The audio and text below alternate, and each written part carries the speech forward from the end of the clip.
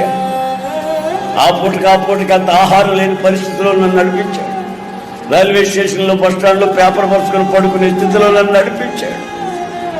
ఒంటి మీద బట్టలు ఉతుక్కొని కట్టుకొని ప్రార్థన మందిరానికి పోయేంత స్థితిలో ఆ నదిలో ఉతుక్కొని సబ్బు లేకపోతే అక్కడ ఉతుక్కున్న వాళ్ళందరూ పడేసి ఉంటారు ఇంత మొక్కలు, అవన్నీ తీసి ఎంత ముద్ద చేసి నా బట్టలు ఉతుక్కొని శుభ్రంగాను ఆరబెట్టి ధరించి అప్పుడు మీటింగ్లో పోయి వాక్యం చెప్పిన స్థితి నాకు తెలుసు. ఆయన నడిపించిన లోతైన మార్గం.